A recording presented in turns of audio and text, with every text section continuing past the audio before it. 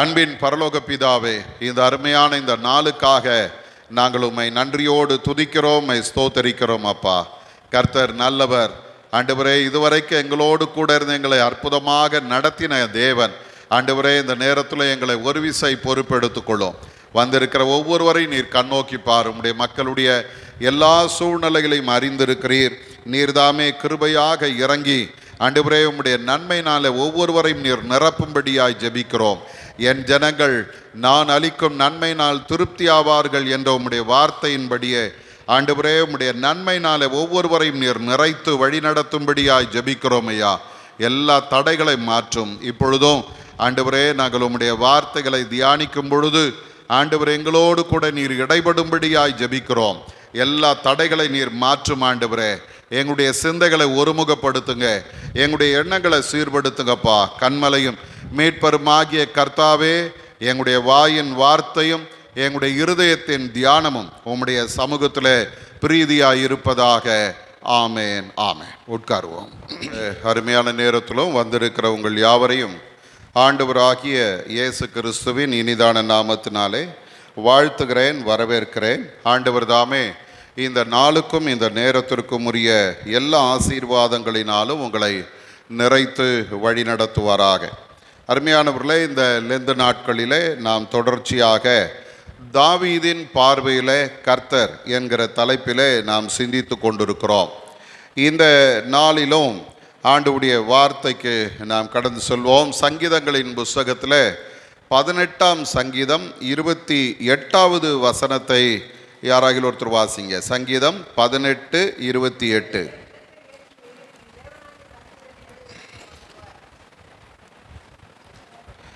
தேவரீர் என் விளக்கை ஏற்றுவீர், என் தேவனாகிய கர்த்தர் என் இருளை வெளிச்சமாக்குவார் என்ற ஆண்டவருடைய வார்த்தை. அருமையானவர்களே, இந்த 18ஆம் சங்கீதத்தை நேற்று தினத்திலும் நாம் சிந்தித்தோம். இன்றைக்கும் இந்த 18ஆம் சங்கீதத்திலிருந்து நாம் சிந்திக்க இருக்கிறோம். ஏற்கனவே நான் சொன்னது போல தாவீதை ஆண்டவர் அவனுடைய எல்லா சத்துருக்களின் கைக்கும் விலக்கி ரட்சித்த பொழுது அவன் பாடின சங்கீதமாக இந்த சங்கீதத்தை வேதம் சொல்லுகிறது. அப்படிப்பட்ட சூழ்நிலையில் தாவீது ஆண்டவரை இந்த நாளில் நாம் பார்க்கிறது போல, தேவரீர் என் விளக்கை ஏற்றுவீர், என் தேவனாகிய கர்த்தர் என் இருளை வெளிச்சமாக்குவார் என்று சொல்லுகிறார். அருமையானவர்களே, இந்த எபிரேயர்களுடைய அவருடைய கவிதை புத்தகங்களிலே நிறைய இடங்களிலே வாழ்க்கையை குறித்து அவர்கள் பேசும்போது அதை ஒரு விளக்காக ஒப்பிட்டு பேசுகிறதை அங்கே அவர்கள் சொல்லுகிறார். விளக்கு அது என்ன சொல்லுது அப்படின்னா, பொதுவாக பயன்படுத்தப்படுகிற ஒரு வார்த்தையாக அவருடைய வாழ்விலே இருந்தது. இந்த விளக்கு அப்படின்ற அந்த வார்த்தைக்கு அவர்கள் எந்த வகையில் அதை அர்த்தம் கொள்ளுகிறார்கள் என்று நாம் பார்ப்போமானால், செழிப்புக்கு அடையாளமாக, சந்தோஷத்துக்கு அடையாளமாக, அல்லது வாழ்க்கைக்கு ஒரு அடையாளமாக அதை அவர்கள் குறிக்கிறார். விளக்கு அப்படின்னா அது சந்தோஷத்தை குறிக்கிறது, செழிப்பை குறிக்கிறது, வாழ்க்கையை குறிக்கிறது. நம்ம அதை வேதத்தில் பார்க்கும்போது யோபுவின் புஸ்தகம் 18ஆம் அதிகாரத்தில் 5வது வசனத்தை நாம் பார்க்கும்போது அங்கே யோபு துன்மார்க்கருடைய வாழ்க்கை குறித்து அவர் பேசும்போது இந்த மாதிரி சொல்றார். 18:5 வாசிங்க. துன்மார்க்கனுடைய விளக்கு அணைந்து போம், அவன் அடுப்பின் நெருப்பும் அவிந்து போம் என்று சொல்றார். துன்மார்க்கனுடைய விளக்கு அணைந்து போம் என்று சொல்றார். அப்போ அவனுடைய வாழ்க்கை முடிந்து போகும் என்று சொல்லுகிற அர்த்தத்தில் அது சொல்லப்படுகிறது. அதே போல நீதிமொழிகளின் புஸ்தகத்தில் நாம் பார்க்கும்போது 13ஆம் அதிகாரம் 9வது வசனத்தை பாருங்க. நீதிமான்களின் வெளிச்சம் சந்தோஷிப்பிக்கும், துன்மார்க்கரின் தீபமோ அணைந்து போம் என்று சொல்றாங்க. அங்கே வாழ்க்கை குறித்து அங்கே சொல்லுகிறது. நீதிமான்களுடைய வாழ்க்கை மற்றவர்களுக்கு சந்தோஷத்தை கொடுக்கிறதாக இருக்கிறது. அதைத்தான் ஆண்டவராகிய இயேசு கிறிஸ்து மத்தேயின் சுவிசேஷம் 5ஆம் அதிகாரத்தில் 14 16 வசனங்களை பார்க்கும்போது அங்கே அவர் சொல்றார், நீங்கள் உலகத்துக்கு வெளிச்சமாய் இருக்கிறீர்கள் என்று சொல்ற. நம்முடைய வாழ்க்கை எப்படி இருக்கிறதா? வெளிச்சமாக இருக்கிறது. அந்த வெளிச்சம் எப்படிப்பட்டதா இருக்க வேண்டும் அப்படின்னு பார்த்தீங்கன்னா 16வது வசனத்தில் சொல்றார், இவ்விதமாய் மனுஷர் உங்கள் நற்கிரியைகளை கண்டு. இங்கே ரெண்டாவது அந்த வெளிச்சம் எதை குறிக்கிறதுனா நம்முடைய நல்ல கிரியைகளை குறிக்கிறது. நற்கிரியைகளை கண்டு பரலோகத்தில் இருக்கிற உங்கள் பிதாவை மகிமைப்படுத்தும்படிக்கு உங்கள் வெளிச்சம் அவர்கள் முன்பாக பிரகாசிக்க கடவது என்று அங்கே சொல்லுகிறார். அருமையானவர்களே, இந்த இந்த வெளிச்சம் என்பது வாழ்க்கை குறிக்கிறது. இந்த வெளிச்சம் என்பது நம்முடைய கிரியைகளை குறிக்கிறது. இந்த வெளிச்சம் என்பது சந்தோஷத்தை குறிக்கிறது. இந்த வெளிச்சம் என்பது செழிப்பை குறிக்கிறது. அப்போ இந்த சங்கீதக்காரன் இந்த இடத்துல ஆண்டவரை பார்த்து சொல்லுகிறான், கர்த்தர் என் வெளிச்சமாயிருக்கிறார் என்று சொல்லும் பொழுது இந்த வார்த்தைகளை அங்கே நாம் பார்க்கலாம். அதே நேரம் இருளுக்கு என்னெல்லாம் அடையாளமாய் இருக்கிறது அப்படின்னு பார்த்தோன்னா வேதம் சொல்லுகிறது, நம்பிக்கையற்ற ஒரு சூழ்நிலை. இருளுக்கு எது அடையாளம்? நம்பிக்கையற்ற சூழ்நிலை, பயம் நிறைந்த சூழ்நிலை, வெறுமையான சூழ்நிலை, மரணம், அறியாமை, குழப்பம், இதெல்லாம் இருளுக்கு ஒப்பிடப்படுகிறது. எனக்கு அருமையான தேவஜனமே, சங்கீதக்காரன் கர்த்தர் என் இருளை வெளிச்சமாக்குவார் என்று சொல்லும்போது என்னுடைய நம்பிக்கையற்ற சூழ்நிலையை கர்த்தர் நம்பிக்கை உள்ள சூழ்நிலையாய் மாற்றுவார். பயம் நிறைந்த சூழ்நிலையை சந்தோஷமான சூழ்நிலையாய் மாற்றுவார். வெறுமையான சூழ்நிலையை நிறைவான சூழ்நிலையாய் கர்த்தர் மாற்றுவார். மரணம் நாம் பார்க்கிறோம், சங்கீதக்காரன் சொல்லும்போது மரண இருள் என்று சொல்லுகிறார். அந்த மரண இருளிலும் கர்த்தர் நம்மை நடத்துகிறவர். நம்முடைய குழப்பமான சூழ்நிலையில நமக்கு தெளிவை தருகிறவர். இப்படி பல விதங்களிலே இந்த வெளிச்சத்தை நாம் பார்க்கலாம். இப்போ ஒரு 4 வார்த்தையை நான் உங்களோடு கூட பகிர்ந்து கொள்ள விரும்புகிறேன். வெளிச்சம் என்ன செய்யும் அப்படின்னு பார்த்தீங்கன்னா, முதலாவதாக வெளிச்சம் வெறுமையை அது நிறைவாக்கும். வெறுமையான சூழ்நிலை அது மாற்றுகிறதா இருக்கிறது. ஆதியாகமத்தின் புஸ்தகத்திலே 1ஆம் அதிகாரத்திற்கு வருவீர்களானால் அங்கே 2வது வசனத்தை பாருங்க. பூமியானது ஒழுங்கின்மையும் வெறுமையுமாய் இருந்தது, ஆழத்தின் மேல் இருள் இருந்தது, தேவ ஆவியானவர் ஜலத்தின் மேல் அசைவாடி கொண்டிருந்தார். அருமையானவர்களே, இந்த இருள் என்கிற இந்த தன்மையை நீங்க பார்த்தீங்கன்னா அதுக்கு ஒரு கலர் கிடையாது. உண்மையை சொல்ல போனா இருளுக்கு என்ன இல்லை, அதுக்கு எந்த தன்மையுமே கிடையாது. அதுக்கு அவங்க சொல்லுகிற ஒரு விளக்கம் என்ன தெரியுமா? வெளிச்சம் இல்லாத சூழ்நிலை தான் இருள். அப்போ அது எப்படி இருக்கிறது? ஒரு காலத்துல வேதம் சொல்லுகிறது, வெளிச்சம் இல்லாத ஒரு சூழ்நிலையில பூமியானது ஒழுங்கின்மையும் வெறுமையுமாய் இருந்தது. அதன் மேல என்ன இருந்ததா? இருள் இருந்தது. அப்போ ஒழுங்கின்மையும் வெறுமையும் எங்கே இருக்கும் அப்படின்னா, எங்கெல்லாம் இருள் இருக்கிறதோ அங்கெல்லாம் ஒழுங்கின்மை இருக்கும், எங்கெல்லாம் இருள் இருக்கிறதோ அங்கெல்லாம் வெறுமை இருக்கும். எனக்கு அருமையான தேவஜனமே, மனிதனுடைய வாழ்க்கையை நீங்க எடுத்துக்கிட்டீங்கன்னா கூட, யாருடைய வாழ்க்கையிலெல்லாம் வெளிச்சம் என்கிற அந்த இயேசு இல்லாமல் இருக்கிறாரோ அவர்கள் வெறுமையாய் இருப்பார்கள். யாருடைய வாழ்க்கையிலெல்லாம் வெளிச்சமாகிய இயேசு இல்லாமல் இருக்கிறார்களோ அவர்கள் ஒழுங்கின்மையாய் இருக்கிறார்கள். அப்போ இந்த வேதம் நமக்கு சொல்லுகிறது, ஒழுங்கின்மையும் வெறுமையுமாய் இருந்த பூமியின் மேல வேதம் சொல்லுகிறது ஆழத்தின் மேல் இருள் இருந்தது. அது கூடவே இன்னொன்றையும் அங்கே வேதம் சொல்லுகிறது, தேவ ஆவியானவர் ஜலத்தின் மேல் அசைவாடி கொண்டிருந்தார். அல்லேலூயா. அருமையானவர்களே, கர்த்தருடைய ஆவியானவர் அசைவாடினார் என்று சொல்லுகிறார். அது எப்படி சொல்றாங்க அப்படின்னா, ப்ரூடிங் ஓவர் அப்படின்ற ஒரு வார்த்தையை பயன்படுத்துறாங்க. எத்தனை பேர் வீட்டில் கோழி வளர்த்தீங்களோ தெரியாது. இப்போ இருக்கிறவங்க வீட்டிலெல்லாம் கோழி வளர்க்கிறதே கிடையாது. ஒரு காலத்தில் கோழி வளர்ப்பாங்க. அதுவும் ஒவ்வொரு வீட்டில் பார்த்தீங்கன்னா 15-20 கோழி இருக்கும். அந்த கோழிகள் முட்டை போட்டு ஒரு குறிப்பிட்ட அளவுக்கு இது வரும்பொழுது அதை என்ன பண்ணுவாங்கன்னா அடை காக்கிறதுக்காக வைப்பாங்க. அடை காக்க வைக்கும்போது பார்த்தீங்கன்னா இந்த கோழி என்ன பண்ணுன்னா ஒரு 21 நாள் அது மேலே அப்படியே உட்கார்ந்துருக்கும். அதை நசிக்கிறாது, அது மேலே அப்படி உட்கார்ந்துருக்கும். தன்னுடைய செட்டைகளை விரித்து அந்த முட்டையை அதனுடைய உடம்பு சூட்டுக்குள்ளேயே வைத்திருக்கும். அதுக்கு பேர் தான் ப்ரூடிங் ஓவர். ஆவியானவர் என்ன பண்ணாரா, இந்த ஒழுங்கின்மையும் வெறுமையுமாய் இருந்த இந்த பூமியை அவர் தம்முடைய மகிமையினால மூடி இருந்தார். ஆனா அங்கேயும் என்ன இருக்கிறது? இருள் இருக்கிறது. அந்த இருளை ஆண்டவர் என்ன பண்றார்? வெளிச்சமாக மாற்றுகிறார். மூன்றாவது வசனம் சொல்லுகிறது, தேவன் வெளிச்சம் உண்டாக கடவது என்றார், வெளிச்சம் உண்டாயிற்று. அடுத்த வசனத்தை நீங்க பார்த்தீங்கன்னா, வெளிச்சத்தை தேவன் நல்லது என்று கண்டார். ஒரு அல்லேலூயா சொல்லுங்க. அருமையானவர்களே, ஒழுங்கின்மையும் வெறுமையுமாய் இருக்கிற இந்த பூமியானது மகிமையான ஒரு இடமாக மாறுவதற்கு வெளிச்சம் அங்கே முதலாவது வந்தது. இன்றைக்கு நம்முடைய வாழ்க்கையில கூட நம்முடைய வாழ்க்கை வெறுமையும் ஒழுங்கின்மையுமான வாழ்க்கையாய் இருக்குமானால் அங்கே ஆண்டவராகிய இயேசு கிறிஸ்து நிச்சயமாக வர வேண்டும். அப்படி வராத பட்சத்தில் நானா மாறிடுவேன், நானா பரிசுத்தமாயிடுவேன், நானே அவருக்கு பிரியமா மாறிடுவேன் அப்படின்னு நிறைய பேர் சொல்லுவாங்க. இந்த குடிகாரங்கள் எல்லாம் பார்த்தீங்கன்னா அவங்க சொல்லுவாங்க, நான் நினைச்சேன்னா விட்டுருவேயா, நான் நினைச்சேன்னா விட்டுருவேன். யாராவது அப்படி விட்டு இருக்கிறாங்களா அப்படின்னு பார்த்தா ஒருத்தரும் கிடையாது. ஒன்று நீ ஆண்டவர் சமூகத்தில் வரணும், இல்லை ஆண்டவர் உன்னை தொடணும். இந்த ரெண்டில் ஏதாவது ஒன்று நடந்தால் தான் குடிகாரர் ரட்சிக்கப்படுவான். எனக்கு அருமையான தேவஜனமே, என்னதான் ஆலோசனை சொன்னாலும், ஒரு அருமையான ஒருத்தரை பார்த்தேன். அவர் பார்த்தீங்கன்னா குடிகாரர், அவருக்கே வைத்தியம் பண்ணிக்குவார். டாக்டர்கிட்ட போவார், நான் குடிக்கிற ஐயா எனக்கு மருந்து கொடுங்கன்னுவார்.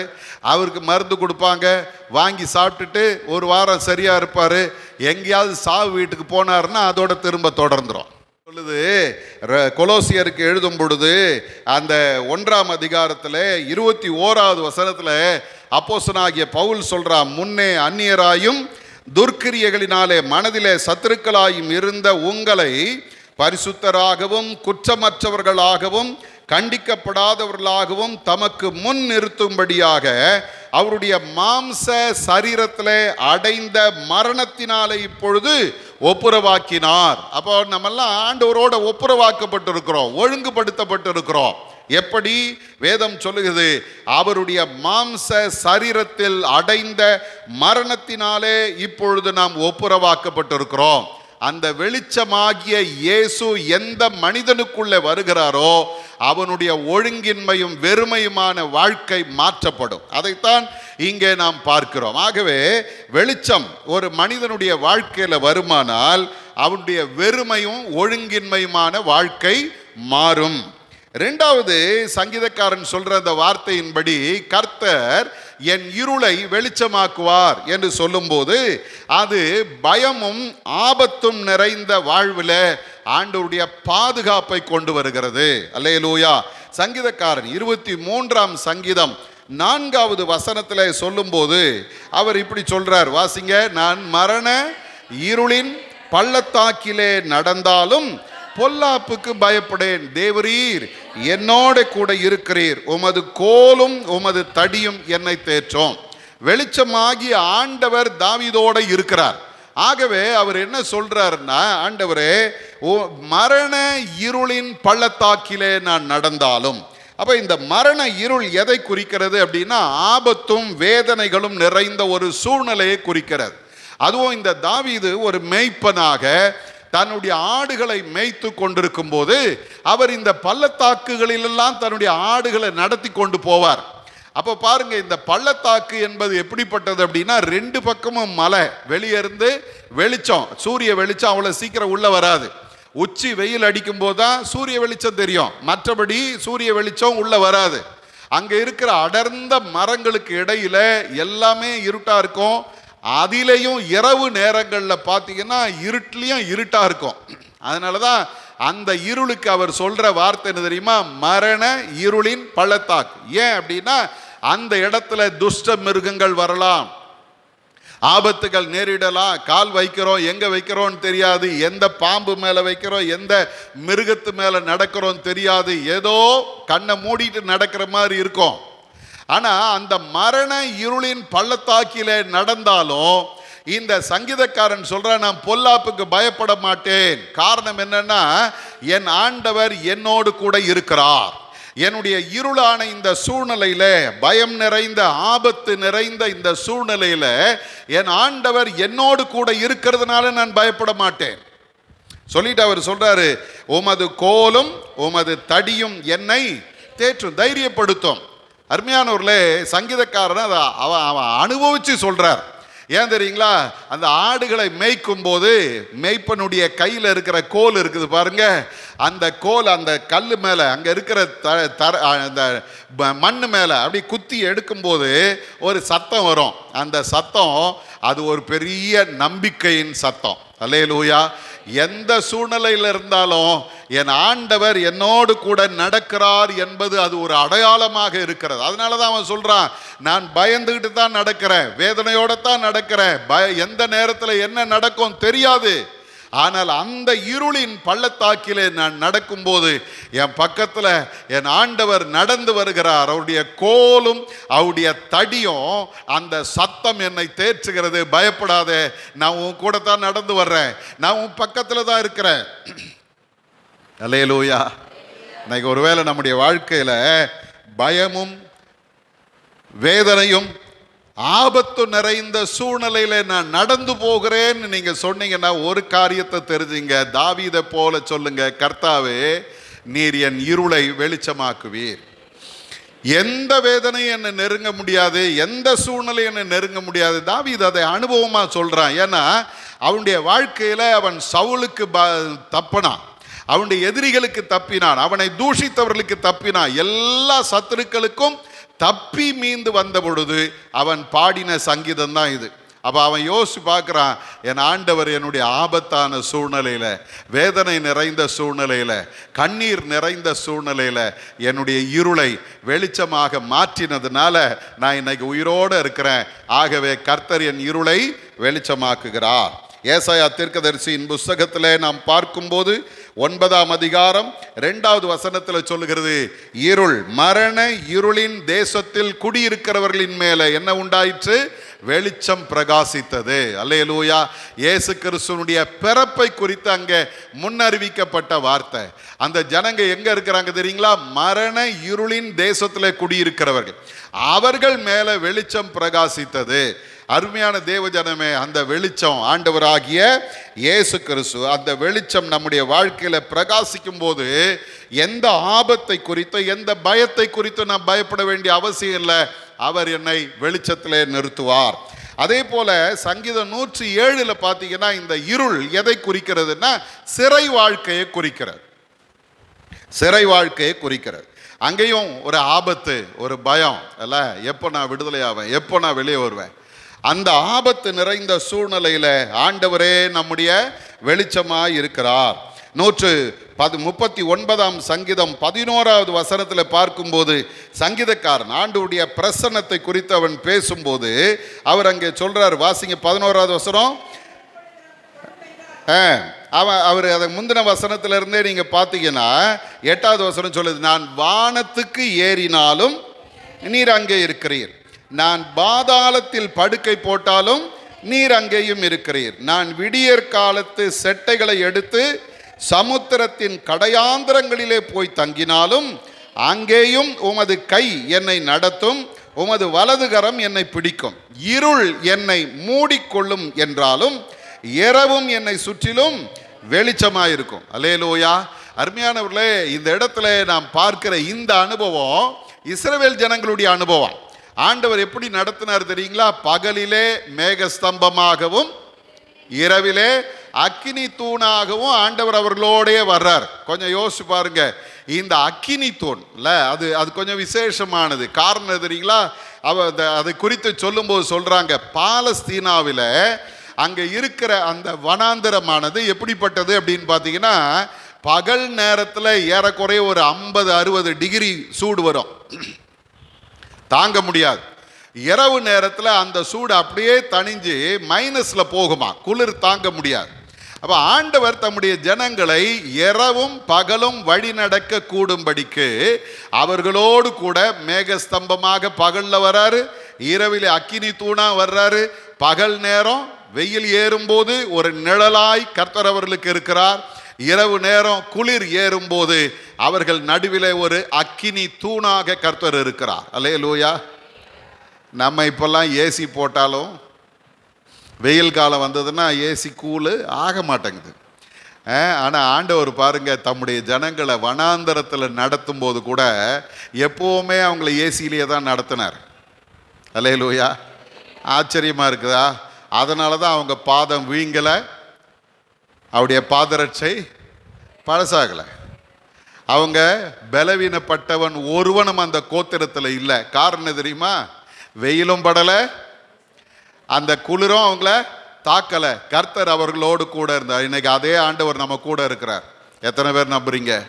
இன்னைக்கு நிறைய நேரங்களில் நம்ம பயப்படுறோம், என்னுடைய சூழ்நிலை எப்படி இருக்குமோ, ஆபத்தும் பயமும் நிறைந்த அந்த இருளின் வாழ்க்கையில் எனக்கு வெளிச்சம் தருகிற என் ஆண்டவர் என்னோடு கூட இருக்கிறார். சங்கீதக்காரன் சொல்லுகிறான், கர்த்தர் என் இருளை வெளிச்சமாக்குவார். மூன்றாவது ஒரு வார்த்தையை நாம் பார்க்கிறோம். யோவானின் புஸ்தகம் 1ஆம் அதிகாரம் 9வது வசனத்தை வாசிங்க. யோவான் 1:9. உலகத்தில் வந்து எந்த மனுஷனையும் பிரகாசிப்பிக்கிற ஒளியே அந்த மெய்யான ஒளி. அல்லேலூயா. மூணாவது, எல்லா மனுஷன் மேலும் பிரகாசிக்கிற மெய்யான ஒளி இயேசு மட்டுமே. அல்லேலூயா. அந்த மனுஷனை, எல்லா மனுஷனையும் என்ன பண்றாரா? பிரகாசிப்பிக்கிற கர்த்தர்.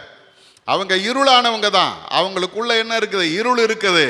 ஆனா இயேசு என்கிற அந்த வெளிச்சம் ஒரு மனிதனுக்குள்ள வருவாரானால் அந்த மனுஷனை கர்த்தர் பிரகாசிப்பிக்கிறவராக இருக்கிறார். அல்லேலூயா.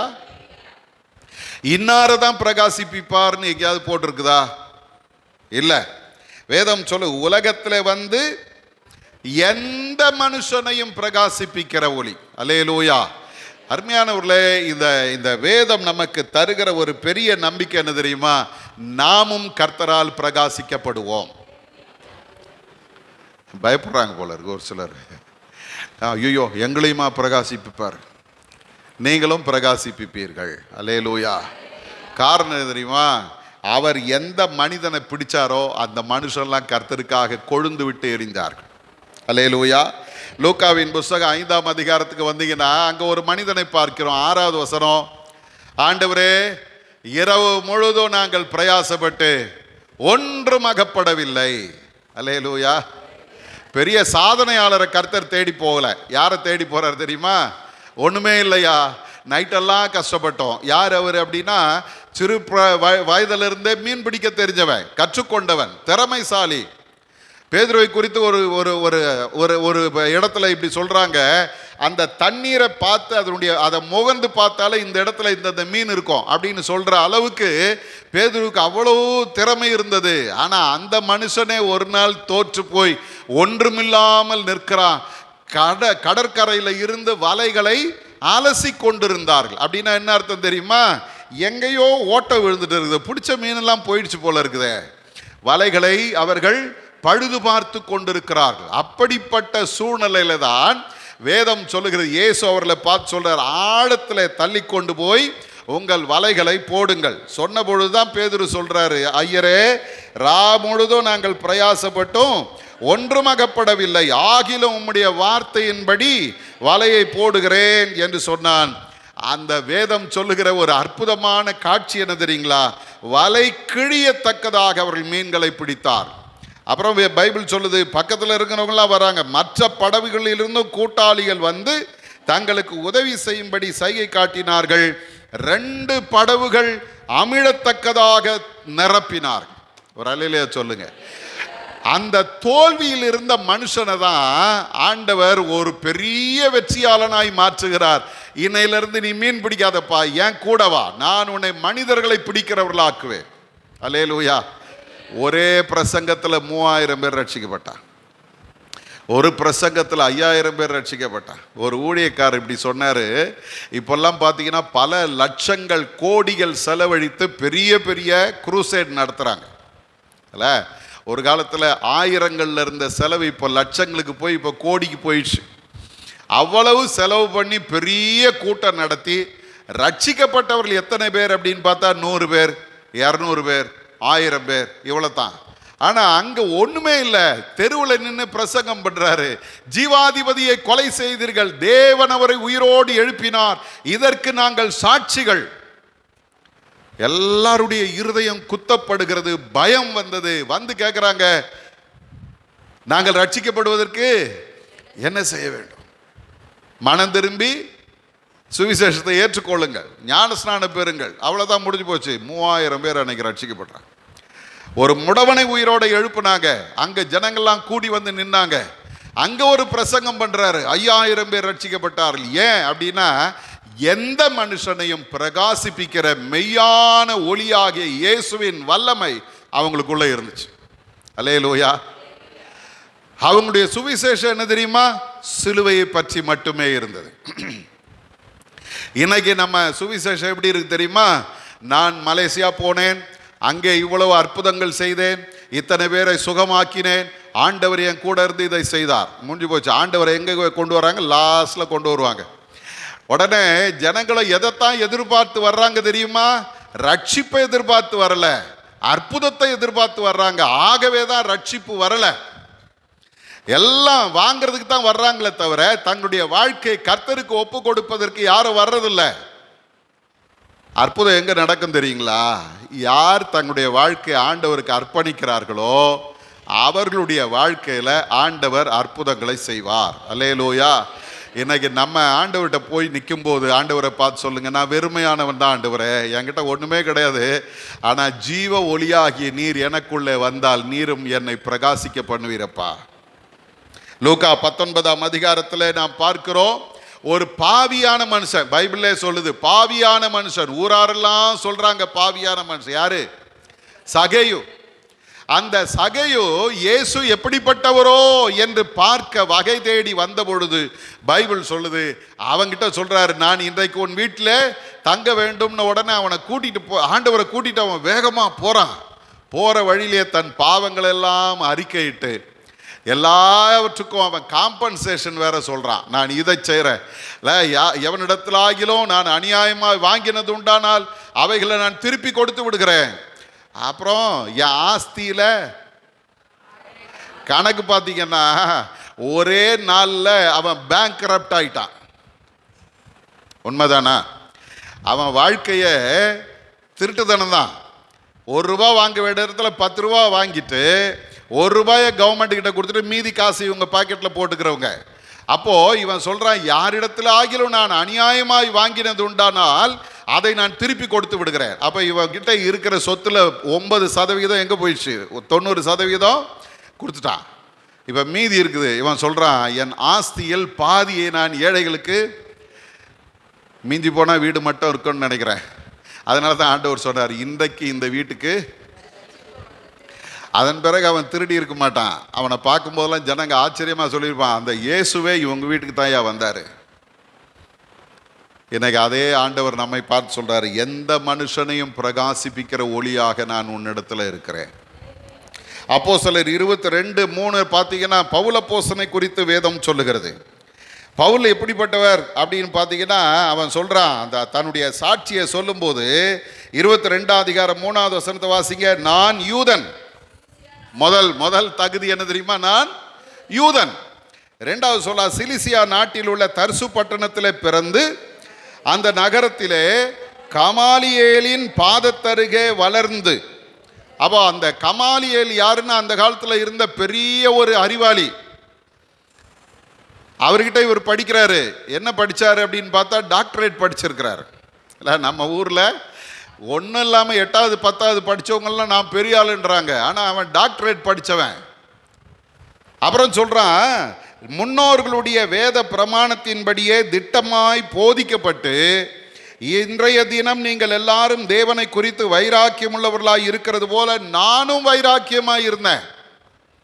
பிலிப்பியருக்கு வந்தீங்கன்னா அவன் சொல்றான், நான் பரிசேயர், நான் வேதபாரகன், நியாயப்பிரமாணத்தின்படி குற்றம் சாட்டப்படாதவன். அவர்கிட்ட எந்த இடத்திலும் குற்றம் கண்டுபிடிக்க முடியாத அளவிற்கு ஒரு உண்மை உள்ள மனிதனாய் வாழ்ந்தான். ஆனா அவனை கர்த்தர் சந்தித்த பொழுது வேதம் சொல்லுகிறது, அவன் அவ்வளோ பெரிய ஆளா இருந்தாலும் அவனும் கர்த்தருக்காக எழும்பி பிரகாசித்தான். அல்லேலூயா. அவன் எந்த மனுஷனையும், நீ பாவியா இருந்தாலும் உன்னை நான் பிரகாசிப்பேன், நீ தோற்று போனவனாய் இருந்தாலும் உன்னை பிரகாசிப்பேன், நீ படிக்காதவனாய் இருந்தாலும் உன்னை பிரகாசிப்பேன், நீ படித்தவனாய் இருந்தாலும் பிரகாசிப்பேன். அதனால தான் அப்போஸ்தலனாகிய பவுல் 1 கொரிந்தியர் 1ஆம் அதிகாரத்தில் 26 28 சொல்றாரு, அவருக்கு பெரிய படிப்பாளியும் தேவையில்லை, பலசாலியும் தேவையில்லை, ஞானிகளும் தேவையில்லை. அவருக்கு தேவை யார் தெரியுமா? இதோ இருக்கிறேன் ஆண்டவரேன்னு சொல்றவங்க தேவை. அல்லேலூயா. எனக்கு ஒன்றும் தெரியாது ஆண்டவரே, அதனால் நான் வரமாட்டேன்னு சொல்லக்கூடாது. எனக்கு இருக்கிற இந்த திறமையோடு நான் வர்றேன்ப்பா, எனக்கு இருக்கிற இந்த ஞானத்தோடு நான் வர்றேன். ஒருவேளை நான் நல்லா படிச்சிருக்கிறேன், பரவாயில்ல, ஆனாலும் நான் உமக்காக நான் என்னை ஒப்பு கொடுக்கிறேன். எனக்கு ஒன்றும் இல்லை, பலவீனமாக இருக்கிறேன், கவலைப்படாத. அந்த பலவீனங்களை கர்த்தர் எடுத்து பயன்படுத்துவார். அல்லேலூயா. ஜான் வெஸ்லி ஒரு பெரிய பிரசங்கியார், பிரின்ஸ் ஆஃப் பிரீச்சர்ஸ். அவருக்கு பேர் என்ன? பிரசங்கிமார்களின் இளவரசன். அவருக்கு அந்த பிரின்ஸ் ஆஃப் பிரீச்சர்ஸ், மெத்தடிஸ்ட் திருச்சபை உருவாக்கின ஒரு மனிதன். அவரு ஆங்கிலிக்கன் சர்ச்சில் இருந்து பிரசங்கம் பண்றாரு. பாவத்தை குறித்து, நீதியை குறித்து கண்டித்து உணர்த்தி பேசும்போது அங்க இருக்கிற பெரிய பெரிய ஆட்கள்லாம் இவர் பிரசங்கத்தை ஏத்துக்க முடியல, கம்ப்ளைண்ட் பண்ணாங்க. அவரை ஆங்கிலிக்கன் சர்ச்சில் இருந்து வெளியே அனுப்பிட்டாங்க. இந்த பாரிஷ் உனக்கு கிடையாது அப்படின்னு அனுப்பிட்டாங்க. இவர் என்ன பண்ணார் தெரியுங்களா? நேராக போனார், அவங்க அப்பா கல்லறை மேலே ஏறி நின்று பிரசங்கம் பண்ண ஆரம்பிச்சிட்டார். அவர் சொன்னார், உங்கள் பாரிஷ் எனக்கு இல்லை, எனக்கு உலகம்தான் பாரிஷ், இந்த உலக மனிதர்கள் தான் என்னுடைய விசுவாசிகள். பிரசங்கம் பண்ண ஆரம்பித்தார். அந்த காலத்தில் பார்த்தீங்கன்னா இப்போ இருக்கிற மாதிரி தேட்டர்லாம் கிடையாது, அங்கே நாடக தேட்டருங்க தான் இருக்கும். ஞாயிற்றுக்கிழமைகளில் தேட்டர் நிரம்பி வழியுமா. அப்படிப்பட்ட ஒரு காலத்தில் ஜான் வெஸ்லி பிரசங்கம் பண்ண அந்த நாடக தியேட்டர்லாம் காலி ஆயிடுச்சு. மொத்த கூட்டமும் எங்கே வந்திருக்கிறாங்க தெரியுமா? எங்க?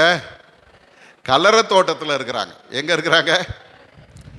ஆமாம். ஒரு நிருபர் கேட்டாரா, ஐயா இவ்வளவு கூட்டம் வருது, நீங்கள் என்ன பண்ணீங்கன்னாரா? அவர் சொன்னாராம், கர்த்தர் என்னை கொழுந்து விட்டு எரிய பண்ணுகிறார், நான் கொழுந்து விட்டு எரிகிறதை இந்த ஜனங்கள் பார்க்க வருகிறார்கள். அல்லேலூயா. அவ்வளோதான். ஆண்டவர் என்ன கொளுத்துறாரு, நான் கொழுந்து விட்டு எரிகிறதை இந்த ஜனங்க பார்க்க வர்றாங்க. எவ்வளவு பெரிய ஒரு வார்த்தை தெரியுமா? இன்னைக்கு ஆண்டவர் எல்லாரையும் அப்படி கொழுந்து விட்டு எரிய பண்ணுவார். அல்லேலூயா, அல்லேலூயா. அவருடைய கரத்திலே நாம் ஒப்பு கொடுக்கும் போது வேதம் சொல்லுகிறது, என்னையும் பிரகாசிப்பிக்கிற ஒரு கர்த்தர், அந்த வெளிச்சம். நான்காவதாக நாம் பார்க்கும்போது 1 ராஜாக்களின் புஸ்தகம் 11ஆம் அதிகாரம் 36வது வசனத்தை வாசிங்க. 1 ராஜாக்கள் 11:36. என் நாமம் விளங்கும்படிக்கு நான் தெரிந்து கொண்ட நகரமாகிய எருசலேமிலே என் சமூகத்தில் என் தாசனாகிய தாவீதுக்கு என்னாலும் ஒரு விளக்கு இருக்கத்தக்கதாக அவன் குமாரனுக்கு ஒரு கோத்திரத்தை கொடுப்பேன். கடைசியா பார்த்தீங்கன்னா, கர்த்தர் சந்ததியை நிலைநிறுத்துகிற வெளிச்சமாக இருக்கிறார். அல்லேலூயா. விளக்காக இருக்கிறார். ஆண்டவர் சொல்றார், என்னாலும் ஒரு விளக்கு இருக்கத்தக்கதாக அவன் குமாரனுக்கு ஒரு கோத்திரத்தை கொடுப்பேன். தாவீதுக்கு சொல்றாரு, அவன் குமாரனுக்கு ஒரு கோத்திரத்தை கொடுப்பேன். ஏன் தெரியுமா? என்னாலும் அவன் விளக்கு எரியணும். அல்லேலூயா. இதை எப்படி சொல்லலாம்? நம்முடைய சந்ததியை நிலைநிறுத்துகிற வெளிச்சம். இன்னைக்கு நிறைய நேரங்களில் நம்முடைய சந்ததி அல்லது நம்முடைய பிள்ளைகளை குறித்து நமக்கு இருக்கிற ஒரு பயம் இருக்குது பாருங்க. எல்லாத்தையும் மறந்துடுறோம். பிள்ளைகளை குறித்த ஒரு பயம் நம்மளை தூங்க விட மாட்டேங்குது. ஐயோ, என் பிள்ளை எப்படி இருக்குமோ, அவருடைய எதிர்காலம் எப்படி இருக்குமோ, அவங்களுடைய சூழ்நிலை எப்படி இருக்குமோ. ஒரு சிலரை கேட்டிங்கன்னா சொல்லுவாங்க, நம்ம காலத்தை எப்படியோ கடந்து வந்துட்டோயா, இனி வர்ற காலம் எவ்வளவு பயங்கரமா இருக்கும் தெரியுமா, நம்ம பிள்ளைங்க எப்படி இருக்க போறாங்க. கலங்குறீங்களா? ஆண்டவருடைய வேதம் சொல்லுகிறது, தாவீதுக்கு ஒரு விளக்கை நான் ஏற்படுத்துவேன், அவன் சந்ததி என்னாலும் நிற்கும். அல்லேலூயா. ஆபிரகாமுக்கு அதே போல 1 ராஜாக்கள் 15ஆம் அதிகாரம் 4வது வசனத்தை பாருங்க. அங்கேயும் ஆண்டவர் திரும்ப சொல்றாரு,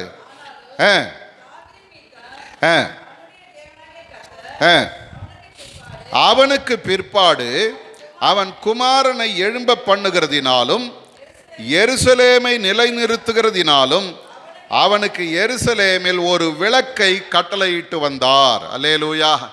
ஒரு விளக்கை கர்த்தர் கட்டளையிட்டு வந்தார். அவன் சந்ததியை ஆண்டவர் நிலைநிறுத்துகிறார். எனக்கு அருமையான தேவஜனமே, நீங்களும் நானும் ஆண்டவர்கிட்ட சொல்லணும், ஆண்டவரை என் சந்ததியை நீர் வெளிச்சமாய் நிறுத்துவீர். அல்லேலூயா. ஆபிரகாமுக்கு ஆண்டவர் சொல்லும்போது சொல்றார், ஆதியாகமம் 17ஆம் அதிகாரம் 6வது வசனத்தை பாருங்க. அந்த காலத்தில் ராஜாக்கள் இல்லை, அவரை சுற்றி இருந்த ஜனங்களுக்கு ராஜாக்கள் இருந்தாங்க. இஸ்ரவேலர்களுக்கு ராஜாவும் கிடையாது, ஒன்றும் கிடையாது, கூட்டம் குறைவு. ஒருத்தனை ஒரு பிள்ளை வச்சுட்டு அது கூட இல்லை 17ஆம் அதிகாரத்தில் அது கூட கிடையாது. ஆபிரகாமுக்கு ஆண்டவர் சொல்ற வார்த்தை என்ன தெரியுங்களா? வாசிங்க பார்க்கலாம், 6வது வசனம். உன்னை மிகவும் அதிகமாய் பலுக பண்ணி உன்னிலே ஜாதிகளை உண்டாக்குவேன், உன்னிடத்திலிருந்து ராஜாக்கள் தோன்றுவார்கள். ஒரு அலையிலையா சொல்லுங்க. ஒரு பிள்ளை கூட கிடையாது, ஒரு பிள்ளை கூட கிடையாது. ஆனா ஆண்டவர் சொல்றார், உன்னிடத்திலிருந்து ராஜாக்கள் தோன்றுவார்கள். இன்னைக்கு அருமையான தேவஜனமே, நம்முடைய பிள்ளைகளை, நம்முடைய சந்ததியை உயர்த்துகிற அந்த வெளிச்சம் நம்ம குடும்பத்தில் பிரகாசிக்குமானால் நம்ம பிள்ளைங்க கெட்டு போக மாட்டாங்க. அல்லேலூயா. எனக்கு ஆண்டவருடைய கரத்தில் நம்ம பிள்ளைங்களை ஒப்பு கொடுத்துருவோம். ஆண்டவரை, என் பிள்ளைய பிரகாசிப்பிக்க வேண்டியது உங்கள் வேலை, நீங்கள் பார்த்துங்க, ஒப்பு கொடுத்து பாருங்கள், கர்த்தர் நடத்துவார். ஜான் வெஸ்லி, திரும்பவும் சொல்கிறேன், அவங்க அம்மாவுக்கு ஒரு பெரிய நல்ல குணம் இருந்துச்சு. என்ன தெரியுங்களா? 12 பிள்ளைகள், அதில் 7 பிள்ளைகள் இறந்து போயிட்டாங்க, 5 பிள்ளைங்க தான் மீதுச்சு. 5 பிள்ளைங்களுக்கு இவங்க என்ன பண்ணுவாங்களாம், ஒவ்வொரு நாளும் அவங்களுக்கு கிச்சனில் டர்ன் டியூட்டி. ஒவ்வொரு பிள்ளையும் ஒரு நாள் கிச்சனில் அம்மா கூட வேலை செய்யணும். வேலை செய்யும்போது அந்த அம்மா பாத்திரத்தை கழுவும் பொழுது இவங்கள கூட பாத்திரம் கழுவுவாங்க. அப்போது ஆண்டவருடைய வார்த்தை அவங்களுக்கு சொல்லி தருவாங்களாம், ஆண்டவருடைய நற்குணங்களை சொல்லி தருவாங்களாம். இப்படி இருக்கணும், இப்படி இருக்கணும், இப்படி வாழணும். இரவு நேரத்தில் படுக்க போகும்போது அந்த பிள்ளைங்க தலையில் கை வச்சு ஜெபம் பண்ணுவாங்களாம். பிள்ளைங்க தூங்கிட்ட பிறகு இந்த அம்மா தலையில் கை வச்சு ஜெபம் பண்ணுவாங்களாம். அதனுடைய விளைவு என்ன தெரியுங்களா? ஆண்டவர் அத்தனை பிள்ளைகளையும் உலகத்தை கலக்குகிற தலை சிறந்த தலைவர்களாய் மாற்றினார். நமக்கெல்லாம் என்ன தோணுது? என் பிள்ளை டாக்டர் ஆகணும், என் பிள்ளை இன்ஜினியர் ஆகணும், என் பிள்ளை சயின்டிஸ்ட் ஆகணும், இப்படி தான் யோசிக்கிறோம். கொஞ்சம் யோசிச்சு பாருங்களேன், என் பிள்ளை கர்த்தருக்காக கொழுந்து விட்டு எரியும், என் பிள்ளை ஆண்டவருடைய நாமத்தை மகிமைப்படுத்தும், என் பிள்ளை இந்த ஜன கூட்டங்களுக்கு நடுவில் நின்று ஆண்டவருடைய அன்பை பற்றி பேசும். யோசிச்சிருக்கிறோமா? இன்னிலிருந்து யோசிங்க. ஒரு ஜனாதிபதி, அமெரிக்க ஜனாதிபதி ஒருத்தர் தன்னுடைய மகனை ஊழியத்துக்கு ஒப்பு கொடுத்தாராம். அப்போது அவர் கூட இருந்த மற்ற அந்த செனட்டில் உள்ள ஆட்கள் அவரை பார்த்து கேட்டாங்களாம், ஐயா, நீ அமெரிக்காவினுடைய ஜனாதிபதியாக இருக்கிற, உன் பிள்ளைய கொண்டு போய் எங்கேயோ ஊழியத்துக்குன்னு ஒப்பு கொடுத்துட்டிய, அவனை உன் கூட இந்த அரசியலில் கொண்டு வந்தீங்கன்னா அவன் அடுத்த தலைவனாக முடியுமேன்னு கேட்டாங்களாம். அவர் சொன்னாரா, என் பிள்ளை, நான் வேணா இந்த உலகத்தின் முதல் தலைவனாக இருக்கலாம், ஆனால் என் பிள்ளை என்னை விட மேலானவனாக வருவான். ஏன் தெரியுமா? அவன் ஊழியக்காரனாய் நிற்கும் போது ஜனாதிபதியாக இருந்தால் அவன் முன்னால் முழங்கால் போடணும். அவன் என்னை விட பெரிய ஆளு, அந்த நிலைக்கு அவன் வருவதற்காகத்தான் நான் அவனை அங்கே அனுப்பியிருக்கிறார். அவன் இன்னைக்கு நம்முடைய வாழ்க்கையில் நான் மட்டும் பிரகாசிக்கிறது இல்லை, என் பிள்ளைங்களும் உமக்காக பிரகாசிக்கணும் ஆண்டவரே. என்னுடைய சந்ததி உம்முடைய விளக்காக, உமக்கு உகந்த விளக்காக நிற்கட்டும் ஆண்டவரே. எங்கள் குடும்பத்தை நீர் நடத்தும். 4 காரியத்தை பார்த்தோம். வெறுமையும் ஒழுங்கின்மையுமான சூழ்நிலையை மாற்றுகிற வெளிச்சம். 2வது, பயமும் ஆபத்தும் நிறைந்த வாழ்க்கையில் நமக்கு வருகிற வெளிச்சம். 3வது, எல்லாரையும் பிரகாசிப்பிக்கிற அந்த வெளிச்சம். 4வது, சந்ததியை நிலைநிறுத்துகிற அந்த வெளிச்சம். கர்த்தர் நம்முடைய வெளிச்சமாக இருக்கிறார். கண்களை மூடுவோமா? ஆண்டவருடைய சமூகத்தில் ஒரு விசை நம்மை அர்ப்பணிப்போமா? ஆண்டவரே, என்னுடைய வெறுமையும் ஒழுங்கின்மையுமாய் இருக்கிற என்னுடைய வாழ்க்கையை வெளிச்சமுள்ள வாழ்க்கையாய் நீர் மாற்றும் ஆண்டவரே. எல்லாரும் ஒப்பு கொடுப்போம். 2வது, பயமும் ஆபத்தும் நிறைந்த சூழ்நிலையில் உம்முடைய வெளிச்சம் என்னிலே பிரகாசிக்குமானால் எல்லா சூழ்நிலையும் மாறி போகும் ஆண்டவரே. எல்லாரையும் பிரகாசிப்பிக்கிற அந்த மெய்யான ஒளி, அந்த வெளிச்சம் எங்கள் வாழ்க்கையில் வரும் பொழுது எல்லாரையும் உமக்கு உகந்த வெளிச்சம் வீசுகிற மனிதர்களாய் நீர் எடுத்து பயன்படுத்துவீரப்பா. 4வது சொல்லுங்க, என் சந்ததி எப்போதும் விளக்காக, வெளிச்சமாக அவர்கள் இருக்க நீர் அவர்களை நிலைநிறுத்துவீர் ஆண்டவரே. நம்ம பயங்களெல்லாம் கடவுளுடைய சமூகத்தில் இறக்கி வைப்போம். நம்முடைய வெறுமையான ஒழுங்கின்மையான சூழ்நிலைகளை கர்த்தருடைய சமூகத்தில் இறக்கி வைப்போம். ஆபத்தும் பயமும் நிறைந்த சூழ்நிலைகளை கர்த்தருடைய சமூகத்தில் இறக்கி வைப்போம். நான் ஒன்றுக்கும் உதவாதவன் ஆண்டவரே, நான் என்ன பண்ண போறேன்னு நினைக்கிறீங்களா? உங்கள் வாழ்க்கையை கர்த்தருடைய சமூகத்தில் வைங்க. என் பிள்ளை என்னுடைய சந்ததி கர்த்தருக்கு முன்பாக என்றென்றைக்கும் நிலை நிற்கப் போகிறது. அந்த சந்ததியை கர்த்தருடைய கரத்தில் ஒப்பு கொடுங்க. ஆண்டவருடைய வேதம் சொல்லுகிறது, கர்த்தர் என் இருளை வெளிச்சமாக்குவார். அவர் எனக்கு வெளிச்சமாக இருக்கிறார். பரிசுத்தமுள்ள நல்ல ஆண்டவரே, இந்த வார்த்தைக்காக ஸ்தோத்திரம். இந்த வார்த்தையை நீர் ஆசீர்வதியும். ஏதோ நாங்கள் கேட்டோம் கடந்து போனோம் என்று இல்லாதபடி இந்த வார்த்தையின்படியே எங்களுடைய வாழ்க்கையில் கர்த்தர் எங்களுடைய வெறுமையும் ஒழுங்கின்மையுமான சூழ்நிலையில் மாற்றுகிறதற்காய் ஸ்தோத்திரம். பயமும் ஆபத்தும் நிறைந்த சூழ்நிலைகளை மாற்றுகிறதற்காய் ஸ்தோத்திரம். எல்லாரையும் நீர் எடுத்து பயன்படுத்தி பிரகாசிக்கிறவர்களாய் மாற்றுகிறீர். உமக்கு ஸ்தோத்திரம். எங்களுடைய சந்ததியையும் நீர் எடுத்து நிலைநிறுத்தி வெளிச்சமாய் நிறுத்தப் போகிறீர். உமக்கு ஸ்தோத்திரம். எங்கள் சந்ததியில் எங்களுடைய பின்னால் ராஜாக்கள் எழும்ப போகிறார்கள். அந்த நம்பிக்கையோடு உம்முடைய சமூகத்தில் எங்களுடைய பிள்ளைகளை அர்ப்பணிக்கிறோம். கர்த்தர் நீர் நடத்தும், நன்மை நாள் நிரப்பும். ஒவ்வொருடைய வாழ்க்கையிலும் இருள் வெளிச்சமாகட்டும். நீரே எங்களுடைய வெளிச்சமாக இருந்து எங்களை நடத்துவீரார். இயேசுவின் மூலம் ஜெபிக்கிறோம் எங்கள் நல்ல பிதாவே. ஆமேன், ஆமேன்.